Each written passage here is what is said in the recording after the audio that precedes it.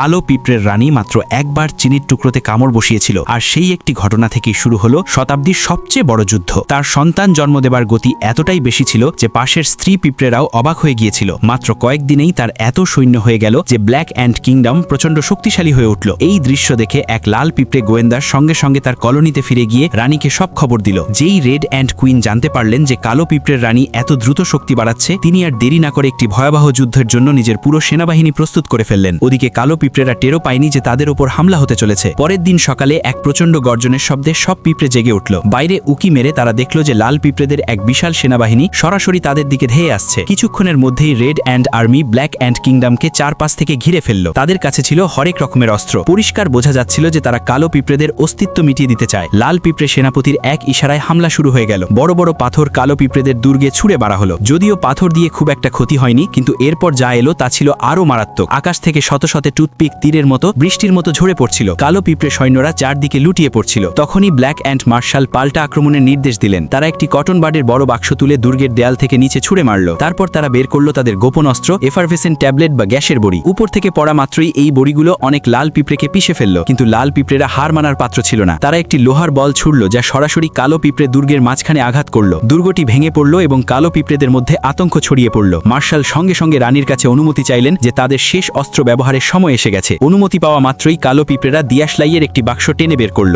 এর ভেতরেই ছিল তাদের আসল রহস্য, একটি বাজি বা রকেট যার নাম ছিল স্কাই ব্লাস্টার। এর বিস্ফোরণ এতটাই শক্তিশালী ছিল যে পুরো সেনাবাহিনী এক নিমেষে উড়ে যেতে পারত। যদি লাল পিঁপড়েরা জানতো কালো পিঁপড়েদের কাছে এমন অস্ত্র আছে, তবে হয়তো তারা হামলার সাহসই করত না। কিন্তু সমস্যা ছিল একটাই, তাদের কাছে মাত্র একটি দেয়াশলাই কাঠি বেঁচে ছিল। সময় ছিল খুব কম। তারা ঝুঁকি নিল। এক কালো পিঁপড়ে কাঠি জ্বালালো, রকেটের কাছে গিয়ে ফিউজ ধরিয়ে দিল এবং স্কাই ব্লাস্টার আকাশে উড়ে গিয়ে সশব্দে ফেটে পড়ল। সেটি সরাসরি লাল পিঁপড়ে বাহিনীর মাঝে গিয়ে পড়ে এক বিশাল বিস্ফোরণ ঘটালো। লাল পিঁপড়েদের বেশিরভাগ সৈন্য সেখানেই শেষ হয়ে গেল। কিন্তু সেনাপতি হার মানলেন না। তিনি তার বেঁচে থাকা সৈন্যদের আরও জোশ দিয়ে আক্রমণ করার নির্দেশ দিলেন। চারপাশ থেকে লাল পিঁপড়েরা আগুন বর্ষণ করছিল। কালো পিঁপড়েদের কাছে আর কিছুই অবশিষ্ট ছিল না। তারা এদিক ওদিক পালাতে শুরু করলো। তখনই একটি ছোট্ট লেডিবাগের মনে পড়ল জঙ্গলে আরও একটি দেয়াশলাই বাক্স রাখা আছে। সে মার্শালকে তা জানালো এবং সবার শেষ ভরসা এখন তারই ওপর। কালো পিঁপড়েরা $100 একটি নোট নিয়ে এলো এবং সেটিকে কাগজের উড়োজাহাজের মতো ভাঁজ করলো। লেডিবাগ তার উপর বসে উড়ান দিল। লাল পিঁপড়েরা তাকে থামানোর জন্য ইনসেক্ট স্প্রে ব্যবহার করলো, কিন্তু সে ক্ষিপ্রতার সাথে বেঁচে গিয়ে এগিয়ে গেল। যেই বিমানটি মাটির কাছাকাছি পৌঁছালো, লেডিবাগ তার ডানা মেলল এবং আকাশের দিকে উড়ে গেল। কালো পিঁপড়েরা তার উড্ডয়ন দেখতে থাকলো এবং প্রার্থনা করতে থাকলো যেন সে দ্রুত ফিরে আসে, কারণ এখন ব্ল্যাক অ্যান্ড কিংডমের জীবন মরণ নির্ভর করছে সেই একটি মিশনের ওপর।